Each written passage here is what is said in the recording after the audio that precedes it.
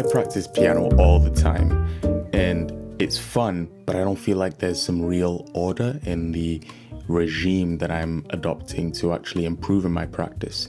But now, since I have foundational goals, namely across improving in my ability to play across all 12 keys, learning more jazz standards and hymns, and also having the social goals of being able to play with others and documenting it were generally my goals that I devised.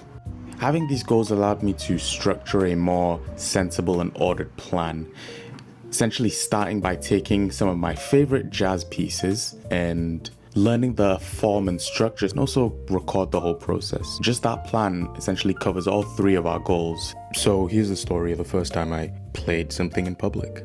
And it starts with actually deciding what I wanted to play. Follow along. I found it difficult actually narrowing down the jazz standards that I enjoyed, but I thought it would be a great idea to pick 10 jazz standards and learn these in keys that I wasn't too familiar with. Misty is one of my all-time favorite standards. It's simple, it's elegant. What's more, because I heard it so many times, the form really was already in my head. The first thought after deciding that I wanted to play in jazz jams was how difficult would it be to just pick a song and go play with other musicians? Yeah, it turns out it ain't the most straightforward thing. First and foremost, I decided to play Misty and kind of learn the form in the key of E flat.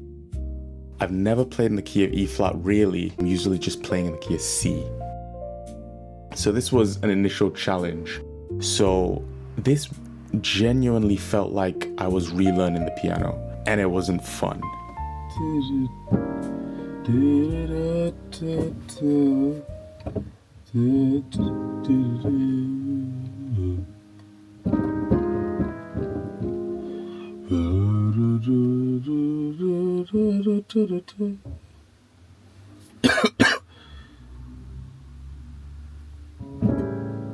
Oh.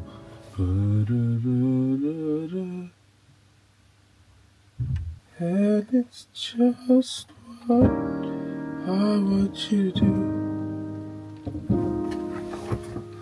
D7? Nah, that doesn't sound right. Well, so why am I doing this? I'm really confident in playing the key of C, but I really need to develop in the confidence across the instruments. I think it will help me be able to transition between keys a lot more fluidly and play better in band settings. How in the world do I go from this to something even remotely playable in a public setting with other musicians, likely other people listening, and do so all the way throughout the song without making too many errors? Practice. My natural inclination with challenges like this is just to see how far I can get, just kind of drilling stuff. So that's exactly what I did with this. Misty's a song I'm familiar with, so all I need to do would be try learning the chords and really understand the form.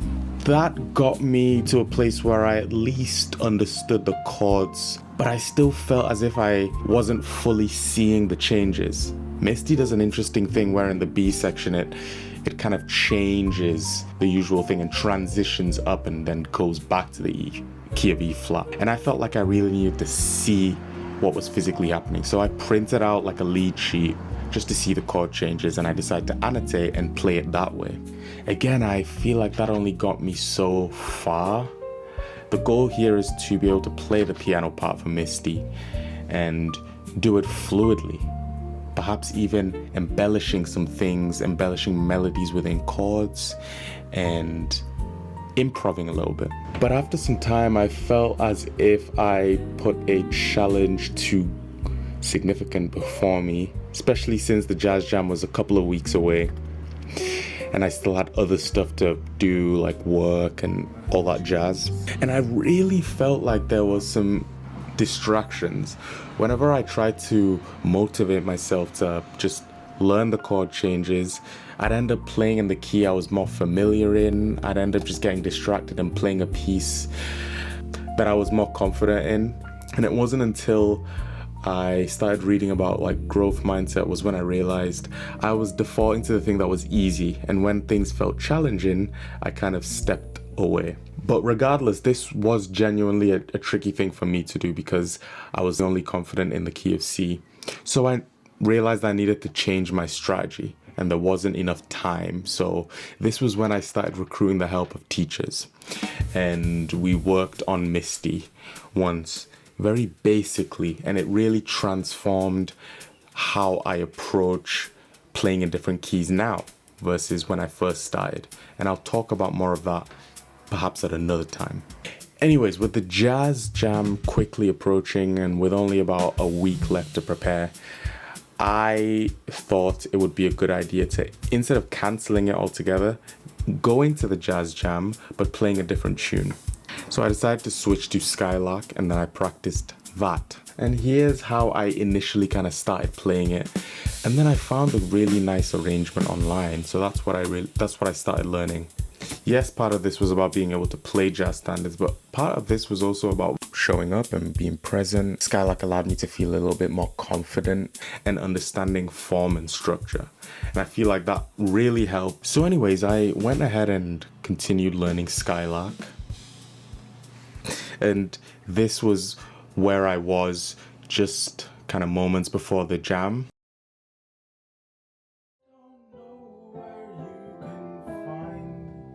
These things, but my heart is right.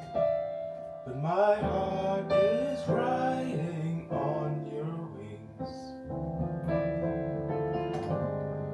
So if you see them anywhere. When I sat in the seat on that day, I saw some familiar faces frantically rubbing my fingers against each other because it was so cold, trying to calm my nerves. The lady asked me what I was going to play and I said, well, I'm going to play. First thing she said was, it's my favorite tune, good luck. And I'm like, oh goodness. So I see them wheel the piano and I'm like, oh gosh, this is an old school piano. And I couldn't hear it all that well, but I tried my best.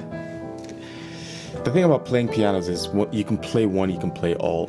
Without further ado, here's the performance. I'll give a review afterwards and then I'll play it again. And I'll also share some thoughts about exactly what I learned, because I learned some really interesting stuff.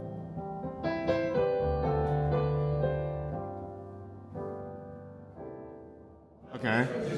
Okay, so play it through. Play it through at once, and then one of these guys can take a solo. Okay. On two of the A's, maybe? Does that sound alright? Like the chords to two of the A sections? Or would you rather just play the head through and then we can call it a day? If that's more comfortable. Okay, so, yeah, let's play it through and then if the vibe's right. If I stop, then maybe we just stop. Okay, cool. Quite right.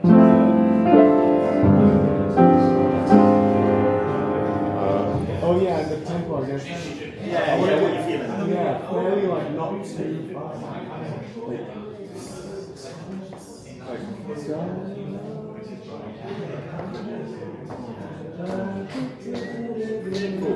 Yeah, it's fairly slow. Yeah.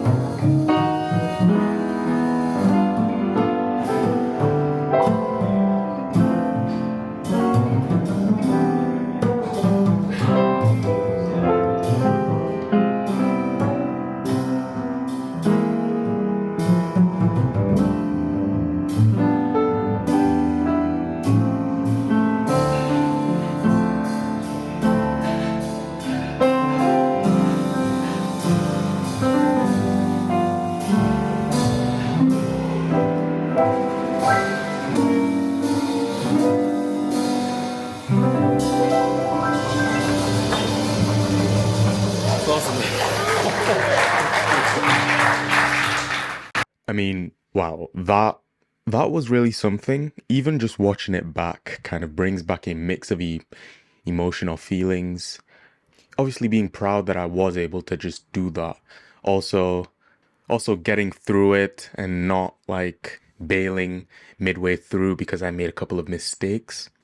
But also things of like, or just feelings of, ooh, you know what? I played it in the key that I was kind of comfortable in.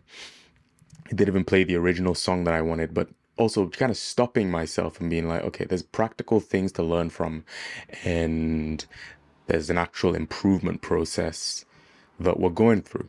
And that was kind of reiterated in some of the stuff that one of my teachers was telling me.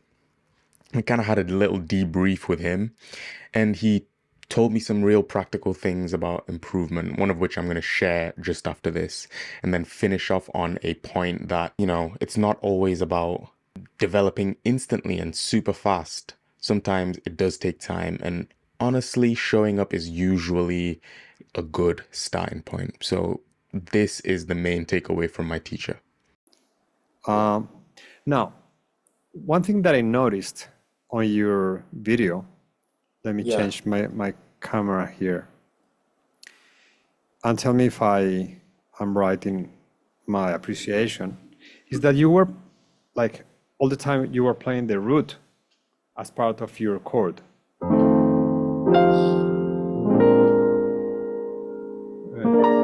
Something like that. So if you were playing, like say A C as what was the tune? Skylark. Skylark. So you were playing. You were always playing the root. Oh, always playing the root, yeah. Okay. Nothing wrong with that, except that when you have a bass player playing with you, Yes, yes. that's his lane. That's his right. I domain. was thinking, So you have When I- to give him that space, something, and you yeah. can just do voicings with no bass, like rootless, as they are called. Which is definitely something to work on. That's a good thing to work. Are you familiar with the concept of shell voicings? Shell voicings. But shell voicing is just the core, the essence of a chord. Like the third and the seventh. The third and the seventh, right? That's right. So the third and the seventh plus the root all defines the most important, the essential parts of the essential sound of the chord. Okay, and there are several ways of playing these three notes. You can play root and third on your left hand and the seventh with your right, or you could play a root with the left, shell with the right, or you could play no root and just third and seventh on your left, so your right hand is free to improvise. Yes. And that's what we do when we have a band, which makes life so much simpler because he's taking care of the roots. You don't have to worry about that. This is gonna be your harmony, your voicing. So it's taken care by two, could be three, could be four notes, right? But with two is gonna suffice, right? And that leaves your right hand free to do the melody or to improvise, right? Yeah. So the way I would play Skylark, if I was in a trio situation, I would do something like this. It would be my first voice in my first chord. This is C6-9. With the bass players doing this, it's going to be C6-9 as you see in the screen, right? So I would do this and the melody, right? Since the melody is the A, maybe I would change this to a major seventh. But I like this sound.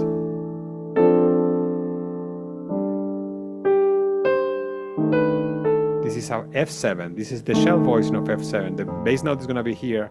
That's the bass player. And I would play just this or maybe another note. And so on and so forth. And as you can see, I derived a lot of value just in listening to how he would approach the song. And even that kind of awareness about how I was voicing and I knew something wasn't quite the dynamic range I was occupying. It did sound muddy on the recording, so that really did help. But I guess I'll finish on the end note, which was just about really taking my time and not rushing to learn everything all at once. But thanks again. If you made it all the way to the end, appreciate you. This was kind of a long one, but I will see you in the next one. There's going to be another jam next month, so hopefully we learn more and we play a little more relaxed. You need to know your major 7 chords, minor 7 chords, dominant 7 chords in order to do that in all 12 keys or all 12 minor 7 chords and so forth. If that is too much, then just 6 keys should be enough. You know what I mean? So don't get stuck on the fact that 12 keys is you do the 12 keys or you're nowhere. That's not true. I mean, you start where you are and progress gradually.